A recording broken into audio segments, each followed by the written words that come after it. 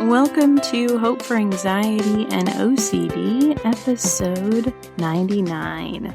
I am your host, Carrie Bach. If you've been following along with our podcast, then you know that I've experienced some pretty significant grief and loss over the last year. And even though it's a hard thing for me to talk about, I wanted to share because I feel like since having this podcast, I've been through a lot. And every time I go through something and learn something new, I definitely want to put that out in the world and share it with you. I don't want to just suffer in vain. And if this can help someone else who's going through grief and loss, I really want to share that with them. All of us are going to experience grief and loss at some point or another. It's just a part of our lives now. And it doesn't matter how young you are, how old you are, how rich or poor, whether you live in America or in Australia, at some point you're going to go through grief and loss. Whether that's the loss of a person that's close to you, the loss of a job, divorce, a move that was stressful, involves loss of relationships. And there's definitely something that we can all learn from each other as part of this process in the joint collective human experience. I wanted to start by going over just the bird's eye view of what's happened since Faith was born, our daughter. And in March 2022, Faith was born, and my mom flew up a few weeks after my in-laws were here, right after she was born. And Mom was having some problems with her stomach. She was saying, I'm not eating certain things. She had been treated for pancreatitis. And just the doctors didn't have answers as to why she was continuing to struggle with her stomach issues. Just a couple months later, Memorial Day in May, Mom got diagnosed with pancreatic cancer. She had to wait to have all these scans and different things. I guess several doctors had to be involved in the ultrasound process to look at the mass on her pancreas. And Steve and I had gone away at that point for the weekend. We just wanted a little mini vacation before I got back to work. I'd been on maternity leave for 12 weeks, and things were just a little bit different in our life. We had support system felt a little bit shaky, somewhat isolated from staying home with the baby for the first few months. But then also we were trying to get connected with another church. We ended up making a difficult decision towards the end of 21 to leave the church that we had been going to. And so we were in the process of trying to really get in a small group or some type of Sunday school or ministry at the new church. In mid-July of 22, on my birthday, we flew down to see my mom. At this point, I knew things weren't great with my mom. Originally, they had told her that she could have surgery to have the cancer removed, and only about 25% of people with pancreatic cancer can actually go through the surgery. I think it has to do with a certain blood vessel that in that area, and once that gets wrapped around, surgery is too dangerous. Anyway, we had this surgery that my mom was supposed to be able to have, or that we were hopeful that she would be able to have and then have a longer life. It turns out that the cancer spread too quickly, and so she had to go back in the hospital. They weren't able to do the original surgery to remove the cancer. But of course, she was having other problems, and they were trying to work with different tubes to get things straightened out so that she could function. I remember telling my mom that I didn't want to wait until she was on her deathbed to come out and see her and let her know how much I loved her. Steve, Faith, and I ended up getting a one-way flight to Florida, and we stayed down there for 3 weeks while I was working online, trying to rebuild a practice after coming back from maternity leave. In a summer in which no one wanted to be online because everyone had Zoom fatigue from COVID, and they would have rather run off and gone on vacations, understandable, than see a therapist. So that was tough. And that visit, I really just made sure that everyone else was taken care of except for me. I would go visit Mom in the hospital. I would pick up dinner for Dad or make dinner sometimes. I was seeing clients. I was making sure that my husband and my daughter were okay. And during that visit, we kept hoping that my mom was going to be able to get out of the hospital where she would be able to spend more time with my daughter. And unfortunately, mom was only out of the hospital for a couple days, and then things happened with her feeding tube and she had to go right back in. It was unfortunate that we didn't get more time with her outside of the hospital, but we decided to celebrate all the summer birthdays in our family, which is myself, my brother, and my dad all have birthdays in the summer. And then towards the beginning of September, after we had gotten back, my husband was having a little bit of some mild balance issues, more when it was dark or couldn't see very well or the lighting was bad. But most of the time he was getting around pretty well in last year in July.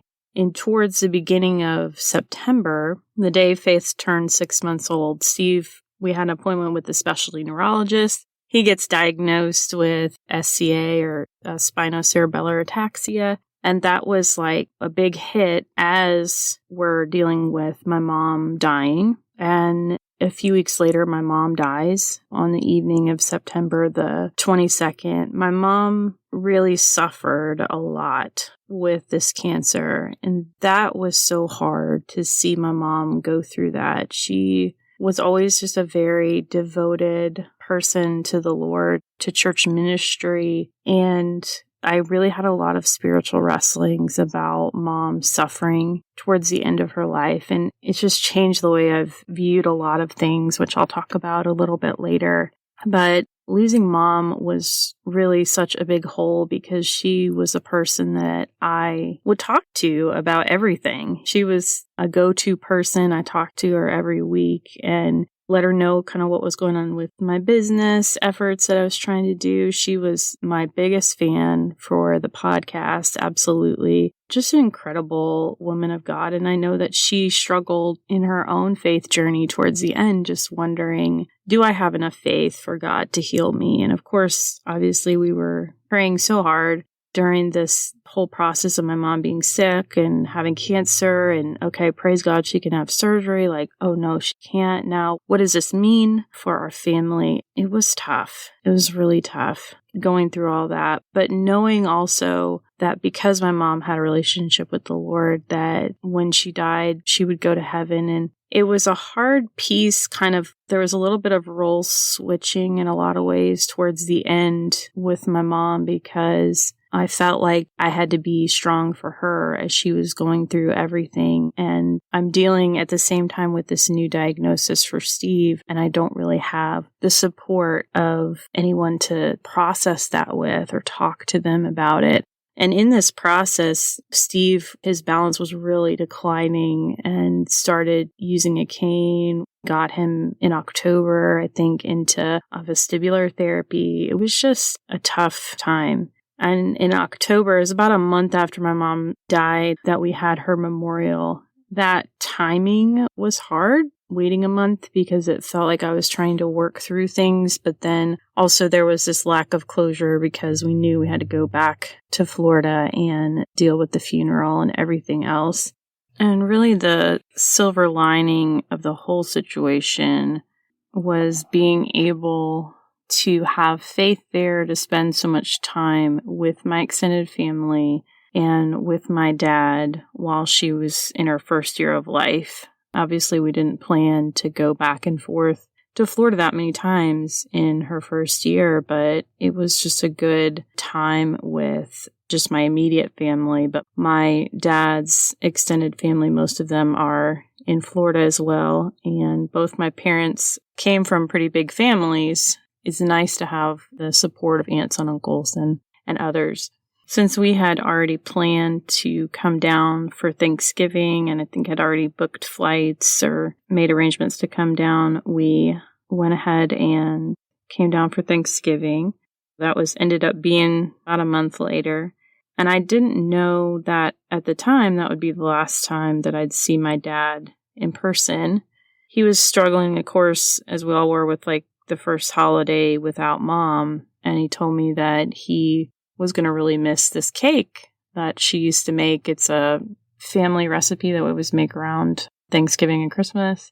It's horrible for you. It's mostly Crisco and eggs and flour. But anyway, we made this cake. I told Dad I would make the cake for him. And I'm not lying, y'all. That is a hard cake to make and not get dry. And it was like the best one I've made probably ever, which was just really cool. So everyone appreciated it. And of course, it was all eaten.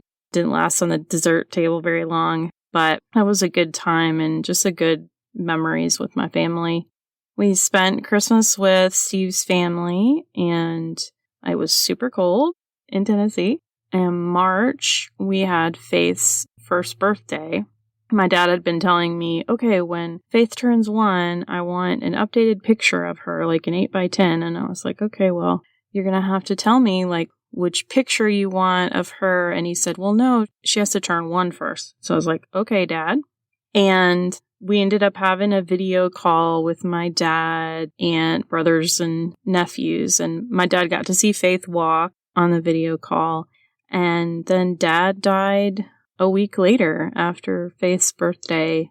So we were back down in Florida about a week later for the funeral. We decided not to have so much time in between and where it was going to be close to Easter. So we didn't want to interfere with Easter plans and those things.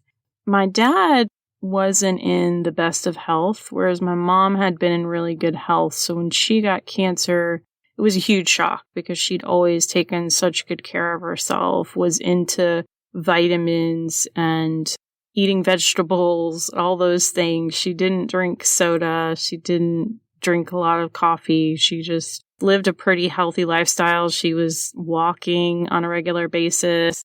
When Mom got sick and died before Dad, it was a shock for all of us as a family because Dad hadn't been in the best health for years. And my dad had a stroke several years ago, and he's had trouble with his blood pressure and weight.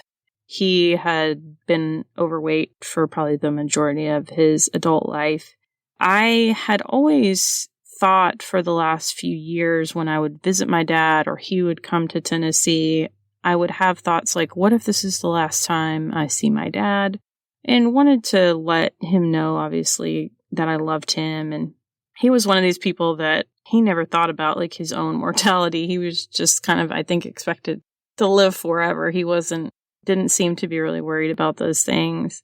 But when Dad died, even though I knew he wasn't in good health, I didn't really understand the weight that I would feel over no longer having parents at all. It just felt like I was in this child orphan situation.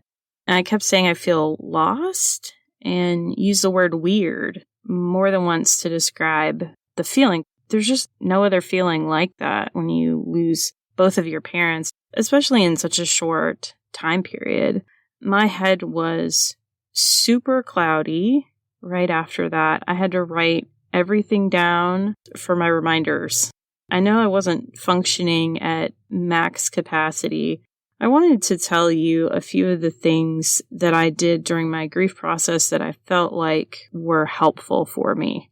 One was I showed up in my relationship with God, even if I didn't have the words or I couldn't even think to pray.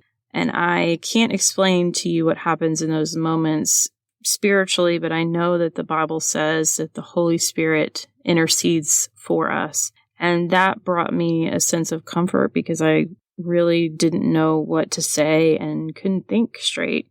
When Mom got sick, I made the decision to go back on antidepressants because I knew that I had to function. And when I was crying for like an hour straight, it just wasn't functional at all.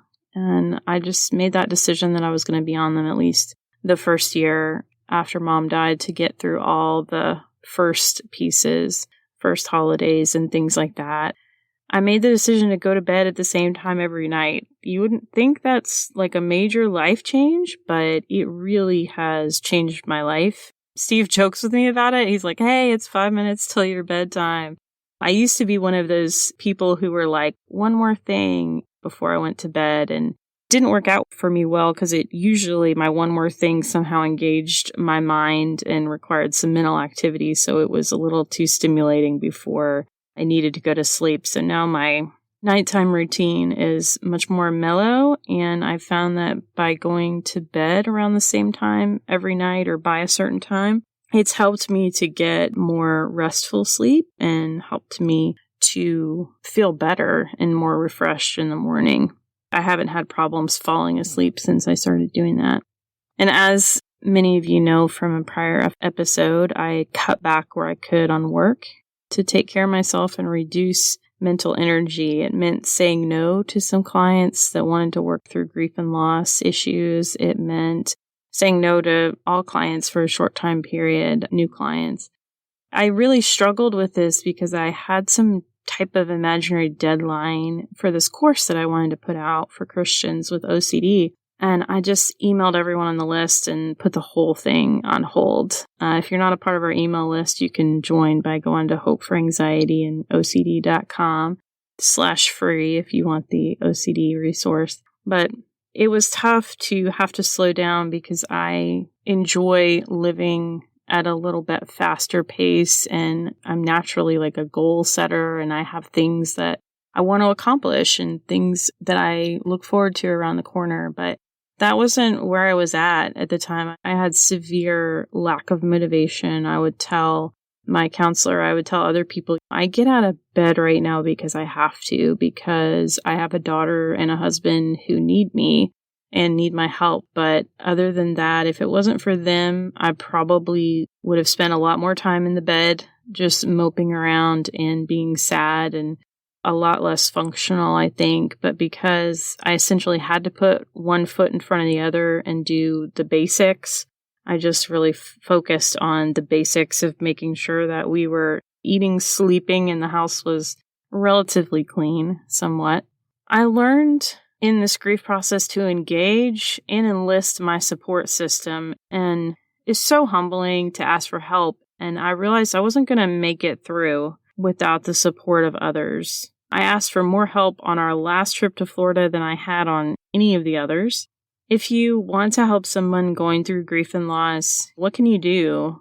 Definitely make them food or bring them food, because the last thing you want to spend mentally energy on at that moment is what's for dinner. It's almost like your brain is just constantly trying to multitask, working through the grief and loss process. It's a very taxing mentally, physically, emotionally. You can mow someone's lawn, you can watch their kid. There's so many different little things that you can do. And one of the sweetest things that someone did for us was give us a few groceries when we got back from Dad's funeral, since we'd been gone for a couple weeks, and I was helping clean out my parents' house at that point too. I didn't have the perishable food, the basics, bread, milk, eggs. They bought us just a few things, and it was simple yet incredibly thoughtful. So just know that even if you can't relate to what someone's going through, or you're not really sure how to respond, those little acts of kindness and love will really stick out to them. There's been so much that's happened in the last 15 months. As I wrote all this down, I was just overwhelmed. Like, wow, that was a lot to go through. And I've learned a lot, not just about some healthy things I could do for myself, but some things about grief. And some I knew from experience of going through my divorce, but to be honest, I had forgotten how tough the grief process is. Grief is exhausting. It takes time. There's no shortcuts. I went back and started reading the book Life After Loss again that I had read after my divorce. And the author talks about how you can't get over grief. You have to go through it. I highly recommend that book. It's about losses of many different kinds. He talks about death, divorce, moving to a new city, kind of starting over. I learned that in terms of family members, other people may be at a different phase of grief process than you are, and that can be really challenging. My dad never really accepted that my mom was dying, even up to the very end, saying that he was shocked when she did die. And she'd been very sick for some time. But I think that he was still holding on to a lot of hope that they would be able to do chemo and get rid of the cancer. And mom just was never strong enough to do chemo. Her body just wasn't in a place where it could handle that due to all the drains and different things she had going on. You may be in a stage of grief where you're really angry about the grief and loss, and someone else is really sad. You may be in a place of sadness and somebody else is in anger, and sometimes it's hard to meet your other family members on that level. That definitely was something that came up for me. I had a lot of anger about my mom's care or somewhat lack of care that she experienced while she was in the hospital by her doctors. I felt like they weren't really honest with her about outcomes and, really just were insensitive. There were some things that were said that were pretty insensitive, and I became very angry and frustrated in that process. Really just tried to advocate for her wherever I could when I would go there. I was reminded that grief is hard when you know it's coming, and it's hard when you don't. So one isn't better than the other. They're just different. With mom, we knew she was dying. We got to have a lot of goodbye conversations and just a lot of time spent in the hospital talking about her as a mom. And even my parents were able to have conversations about, being a spouse and all of that. But with dad, we didn't get to say goodbye. It was just suddenly he died of a heart attack in his sleep, basically. But at the same time, I'm glad that he didn't suffer, even though we didn't get those opportunities necessarily in the same way that we got them with mom. When you have the sudden grief and loss, it's shocking. It jolts you in a way. And when you know it's coming, you still don't know when it's coming. So you're anticipating something. And I remember even telling some people, I didn't tell them the whole story, but I was trying to kind of make plans and letting people know, hey, I may have to travel at a moment's notice and I may not be able to fulfill that responsibility, just without trying to tell them the whole story of what was going on with my mom. So definitely grief is hard either way. I realized that you can have a lot of different conflicting emotions in grief that really mess you up. Like I was talking about before, one moment you might be like intensely sad, and then another moment you might be super angry. Another moment you might have some regret. I think that regret is probably the hardest emotion to have. I really try mostly to live my life without any regrets. I think that's why I wanted to come down and see my mom when I did. And Steve was definitely a strong supporter and proponent of that.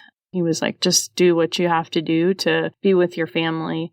Even though it was hard, I know on him and Faith, just change of schedule and routine and location, that I'm glad that I did that in that situation. And I'm glad that I saw my dad, at Thanksgiving. I'm glad that we had that time to spend together. And I'm thankful that in my own ways, I always tried to communicate to him how much I loved him and valued him as a parent.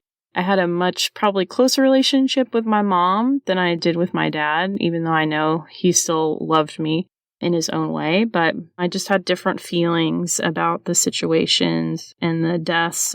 Definitely, there's a lot of spiritual questioning that can come in these situations. Why did my mom have to suffer this way? Why did, on the way out of her life, especially when she served God and served the church, why didn't God answer our prayers for healing in the way that we wanted to, so that we could still have mom here with us? I don't know. I don't have full answers for those things. I know that God gave me peace about my mom's suffering because my mom was very open about her faith to people in the hospital, and she was open about, she loved telling them that she had a granddaughter who was actually born on my mom's birthday, believe it or not. And we did not plan it that way. That's just the way it happened. But she was supposed to be born several weeks later. my mom was very open with people about her faith, and she would give out these little Billy Graham tracts. I don't know if you've ever seen those. I'm surprised there are still tracts out there, really, to be honest. I'm like, people still use that? But hey, if it works and it brings someone to Christ, that's great. But she would hand out these little steps to peace with God, Billy Graham tracts. And I know that there was one time I was in the hospital sitting with her, and one of the nurses came in and she said, "Oh, I took that booklet that you gave me and I showed it to some of the other nurses." And I told God during this process of prayer, I'm like, I really hope someone in that hospital got saved up in there and I probably will never know this side of heaven if what the impact of my mom being there was. But that was really, God gave me the peace that was her last mission field on this earth, was just sharing the love of Christ with people on her way out. And that's just how she was. My mom went to school actually to be a missionary. She never left the country. That's a long story, but she spent most of her time in her career as an ophthalmic assistant working for an eye clinic. I learned no one wants to have the hard conversation about death, not even the doctors. Whereas I think I've heard other experiences where doctors were quick to predict how long a family member had. They definitely weren't in my mom's situation. In some ways that was good, but in other ways it was really to the detriment. I think when she got down to the final weeks and days left, we were able to get her home with hospice for a few days to spend those time with my dad. But then she actually went back to the hospital and passed away there. I think for some reason she didn't want to pass away at home. I don't know if that had to do with she was concerned about how it would affect my dad. But I'm glad that she had some time at home before she passed away. It's tough because I don't think my mom fully faced her own mortality until palliative care came in and started talking with her about if she wanted to sign do not resuscitate or what she wanted her final wishes to be for her living will. She ended up being very upset by that conversation, and I fault the doctors for that because I don't think they prepped her for how little time that she had left and how her body was essentially shutting down at that point. This, especially with Steve's diagnosis and all the uncertainty, it's prompted us to have a lot of conversations about death, living will, final wishes, and those conversations are so important to have. I can guarantee you that your loved one does not want to sit there and think about what song you might like at your funeral, because when you're going through grief, just thinking about something like that, it sounds so simple, but yet it's so hard in that moment to know, like, I don't know, well, would they have wanted this song, or am I just picking that because it sounds good or it's easy? I would say that's one good thing that has come out of the situation for Steve and I to have honest conversations about, do you want to be kept alive by a breathing machine? Do you want to have a feeding tube? What do you want if things get really bad or you're in a coma and nobody thinks you're going to wake up? Those are hard conversations to have. And we also had a lawyer that really walked us through the entire process of getting a will and making sure that our daughter was taken care of in that process if something should happen to us before she's 18, and how she'll be taken care of, who will take care of her. We both have living wills now and some paperwork if we need to get medical records from each other. It's just really good. I feel a lot more at peace having that prepared now, and hopefully we won't need our wills for quite some time. But you just never know. And it's important that we have these conversations about death. My counselor told me about a book, and I don't exactly remember what it was called. I want to say it was something like After I Die, but it's a book where you can fill out even what you would like to have happen to your pets and what type of funeral or burial would you like to have, those types of things. Are you wanting to donate your organs or your body in some way to help others? I would encourage you to have some of these hard conversations, especially if you have older relatives in your family. ask them, hey, do you have a living will, or have you thought about what you might like or not like? Do you have any plans that you would like for your funeral? Of course, nobody wants to talk about when they're going to die, but these conversations are just so vital for our families, because it really, not having to plan all that stuff or not having to make the decision for you because you've already made the decision on paper, that is just a great gift that you can give your family. I learned that grief is best shared. One of the most powerful things I did as part of my grief and loss process was go to an all-day grief intensive, which sounds bad, I guess, to some people, but it was really nice. It was at the Refuge Center for Counseling in Franklin, and I spent all day with a small group of people really to process various griefs and losses that we were going through. And even though everyone's story was different, it's like we understood each other on a certain level of shared experience. And that was such a gift. We were able to go through several different experiential activities. We did art projects and other things. We were able to process information in different ways. And it really got me thinking about how those experiential, in the moment therapy exercises can be so helpful, and wanting to do more of those with my clients. I think my biggest takeaway was that I got to be the client again, and nobody knew that I was a therapist, which was so beautiful. What the grief intensive brought out that I'm not sure that I would have gotten there in just an individual setting or just by talking about it if we weren't doing these different activities, was that because Steve got his SCA diagnosis really just a short time before my mom died, was that I never had an opportunity to grieve that.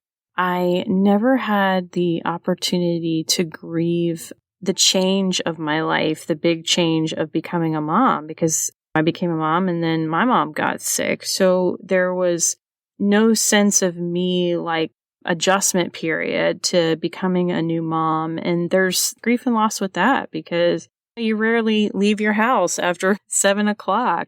There's so many things that revolve around nap times and whether or not your child actually got enough sleep the night before, if they're teething, how they're feeling. It just really kind of restricts your activities quite a bit. And I don't think I had ever taken the time to even process through that.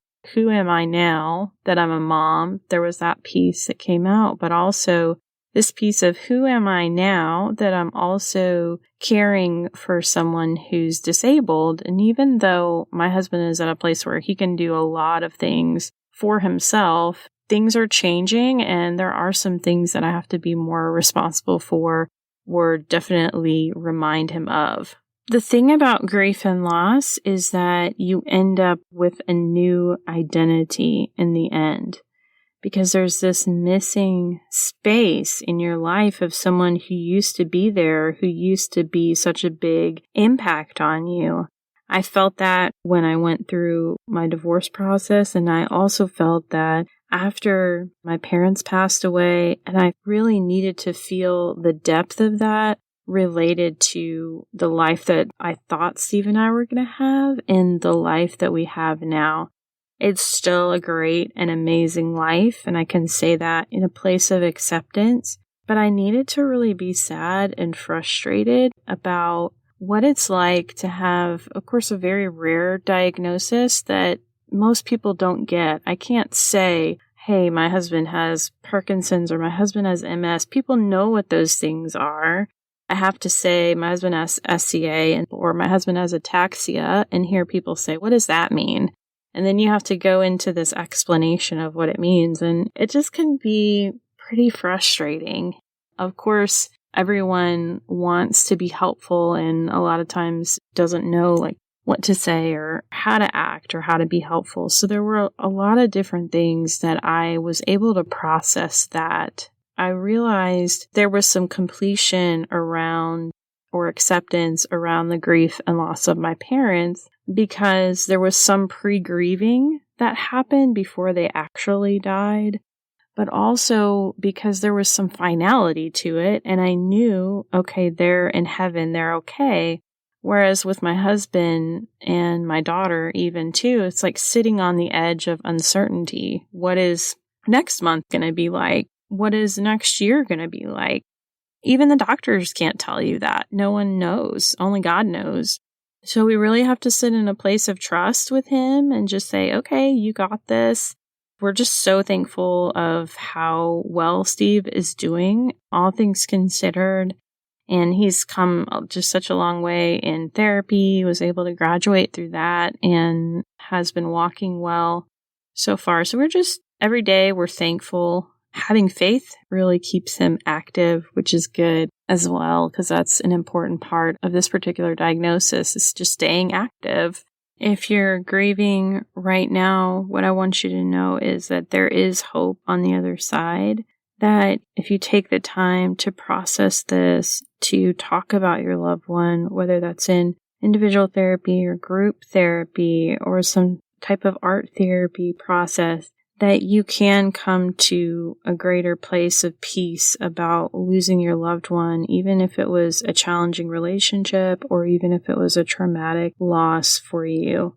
The main thing is that you have to stay the course and stay with the process. You can't just shove it down or try to ignore it or pretend like something didn't happen.